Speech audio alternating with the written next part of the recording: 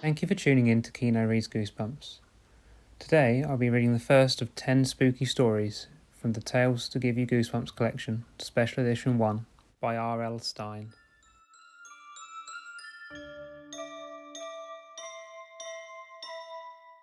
The House of No Return. We were afraid to go too close to the house, so we stayed down at the street, staring up at it, staring across the bare, sloping front garden. No grass would grow in that garden. The trees, gnarled and bent, were all dead. Not even weeds sprouted in the dry, cracked dirt. At the top of the sloping garden, the house seemed to stare back at us. The two upstairs windows gaped like two unblinking black eyes.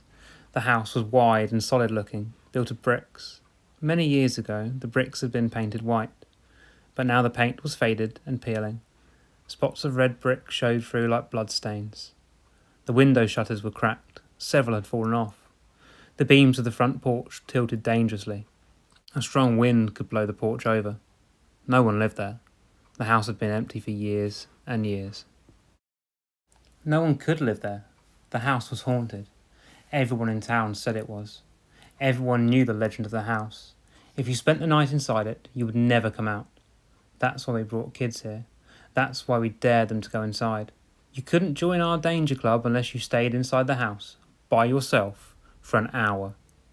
Staring up at the house, bathed in a haze of pale moonlight, I shivered. I zipped my windbreaker up to my chin and crossed my arms over my chest. "How long has he been in there, Robbie?" Nathan asked me. Laurie and I both raised our wrists to check our watches. "Only 10 minutes, I told Nathan. 50 minutes ago, Laurie said. "Think he'll make it?" "Doug is pretty brave," I replied thoughtfully, watching the moon disappear behind a cloud. "He might last another 5 minutes," I said, grinning. Laurie and Nathan sniggered. The three of us felt safe down here by the street. Poor Doug probably didn't feel too safe right now. He was shut inside the dark house, trying to stay there for an hour so he could join our club. I turned and saw a light rolling silently over the street coming towards us, a white, ghostly light. My breath caught in my throat. "It's a car," I realised as it floated closer, a car with only one headlight. The first car we'd seen on this street all night. The beam from the headlight washed over my two friends and me, forcing us to shield our eyes. As it passed, we turned back to the house and heard a shrill scream, a wail of terror. "Here he comes," Nathan cried. Sure enough, Doug burst out through the front door. He stumbled off the crumbling porch and came tearing across the dead, bare garden. His hands waved wildly in front of him. His head was tilted back and his mouth was frozen open in one long shriek of fright. "Doug, what did you see?" I called. "Did you really see a ghost?" "So something touched my face," he wailed. He ran right past Nathan, Laurie and me, screaming his head off. "Probably only a spider's web," I murmured. "Robbie, we've got to stop him," Laurie cried. "Doug, hey Doug!" We called his name and chased after him, our trainers slapping loudly on the pavement. Waving his arms frantically and screaming, leaning into the wind, Doug kept running. We couldn't catch him. "He'll run home," I said breathlessly. I stopped and leaned over, pressing my hands against my knees, trying to catch my breath. Up ahead we could still hear poor Doug's frightened wail. "Guess he doesn't join the club," I said, still breathing hard. "What do we do now?" Nathan asked, glancing back at the house. "I guess we find another victim," I replied. Chris Wakely seemed like the perfect victim. His family had moved to town last summer, and Chris started in my 6th grade class in September. Chris had pale blue eyes and very short, white blonde hair. He was a bit shy, but he seemed like a really nice guy. One day, after school, I saw Chris walking home and I hurried to catch up with him. It was a windy October day. All around us, red and yellow leaves were falling from the trees. It looked as if it were raining leaves. I said hi to Chris and started telling him about our club. I asked if he'd like to join. "It's only for brave people," I explained. "In order to join, you'll have to spend an hour at night inside the house on Willow Hill." Chris stopped walking and turned to me, squinting at me with those pale blue eyes. "Isn't that house supposed to be haunted?" he asked. I laughed. "You don't believe in ghosts, do you?" He didn't smile. His expression turned serious. The light seemed to fade in his eyes. "I'm not very brave," he said softly. We started to walk again, our trainers crunching on the leaves strewn over the pavement. "We'd really like you to join the club," I told him. "You're brave enough to spend 1 hour in an empty house, aren't you?" He shrugged and lowered his eyes. I don't think so," he stammered. "I've always been afraid of monsters and things," he admitted. "I believed there was a monster living under my bed until I was 8. I laughed, but his expression remained solemn. He wasn't kidding. "When I go to a scary movie," Chris continued, "I have to duck under the seat when the scary parts come on." Laurie and Nathan came running up to us. "Are you going to do it?" Nathan asked Chris. "Are you going to join the club?" Chris shoved his hands deep into his jeans pocket. We stopped in front of it and stared across the bare front garden. "See? It doesn't look scary at all in the daytime," I said. Chris swallowed hard. "Needs a paint job," he muttered. "And how come all the trees died?" "No one took care of them," Nathan said. "How about it, Chris?" I urged. "We really need new members." "Yeah," Laurie agreed. "A club isn't much fun with only 3 kids in it." Chris had his eyes on the house. He kept his hands jammed into his jeans pockets. I thought I saw him shiver, but it might have been wind rustling his jacket. "Will you come in with me?" he asked. "No way," I replied, shaking my head. "We can't," Laurie told him. "The idea of the club is to show how brave you are." "We won't come in," Nathan said, "but we'll wait outside for you." "Come on, Chris," I urged. "Do it. It'll be fun. It's almost Halloween. Get in the spirit." He swallowed a couple of times, staring up at the house. Then he shook his head. "I really don't want to," he murmured in a low voice, so low I could barely hear him. Guess I'm a bit of a scaredy cat.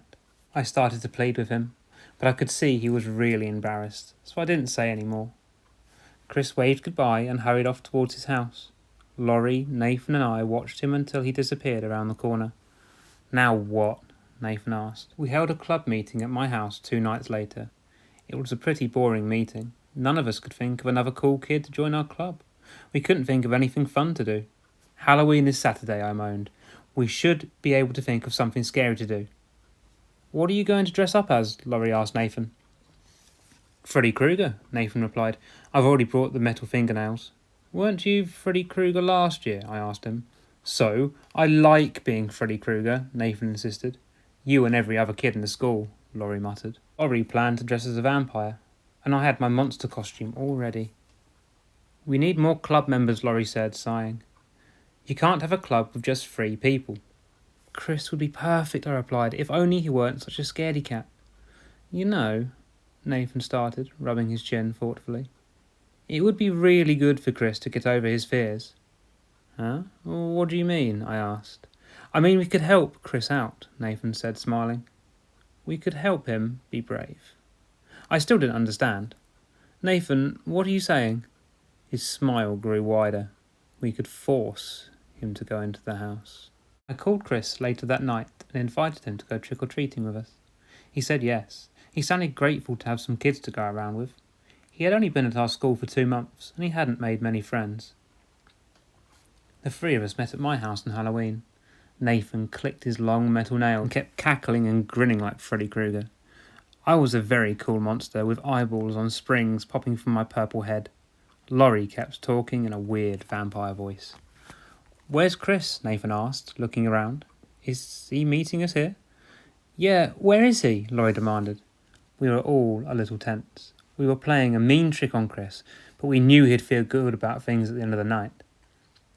The doorbell rang, and we ran to answer it.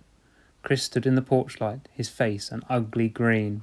He raised both hands to show them to us. They were covered in green too. "What are you supposed to be, a pea pod?" I joked.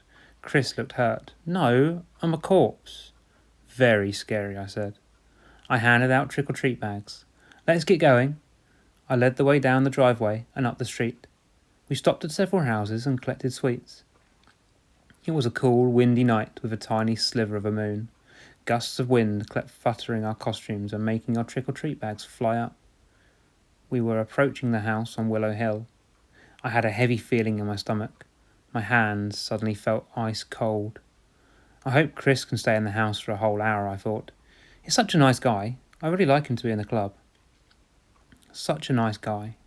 And we were about to do such a mean thing to him.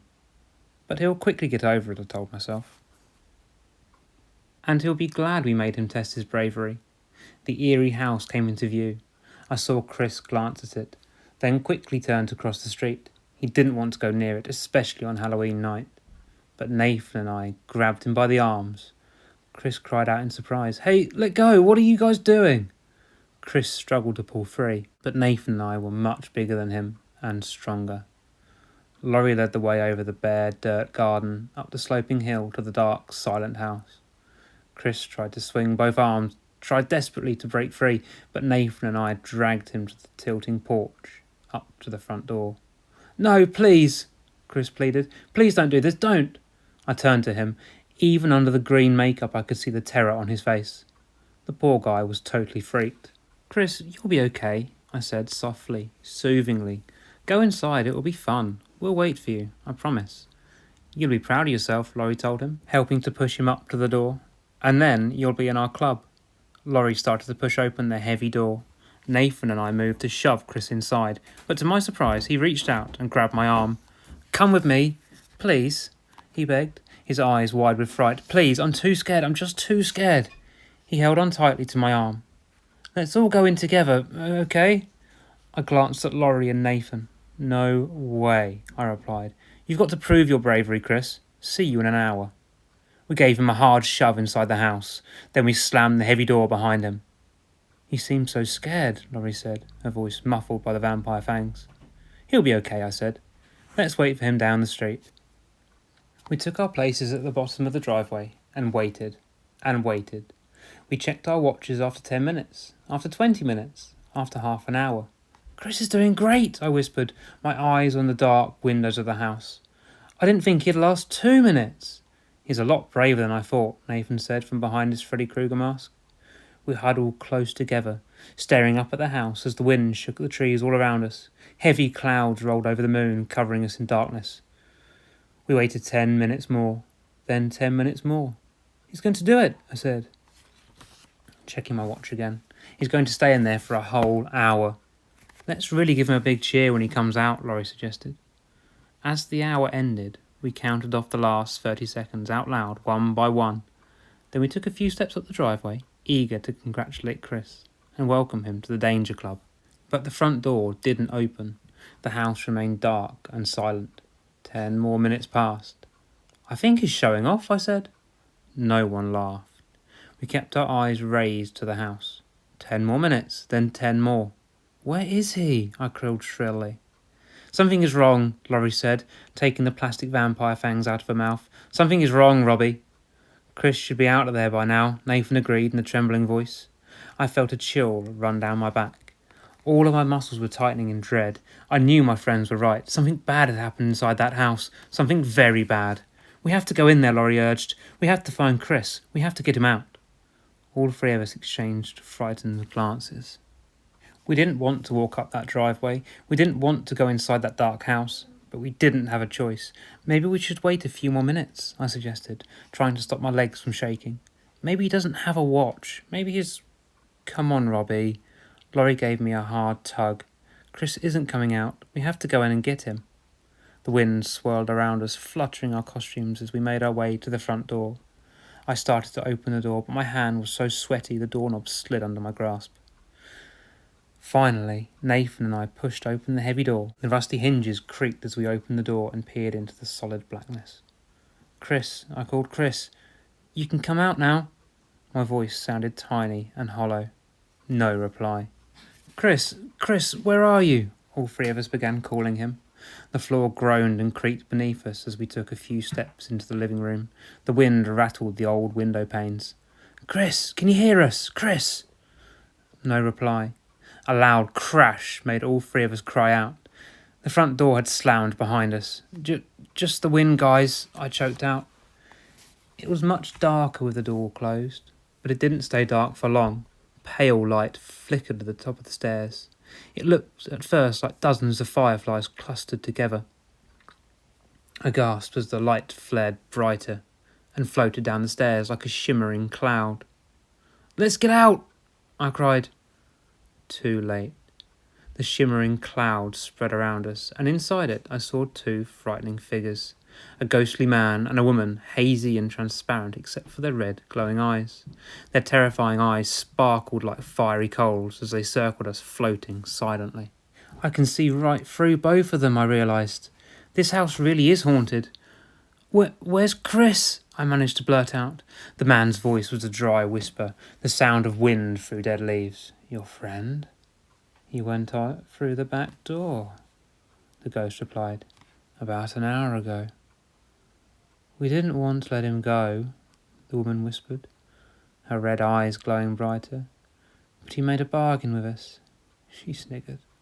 A dry, dead laugh. He promised that if we let him go, 3 kids would come in to take his place. And here you are, said the ghostly man, flashing an ugly, toothless smile. Here you are. Don't look so frightened, kids, the woman rasped, floating closer. You might as well make yourself at home. You're going to be here forever. And so concludes the first of 10 spooky stories from the Tales to Give You Goosebumps collection, Special Edition 1 by R.L.Stine. If you've enjoyed this story, feel free to leave a like, comment or subscribe.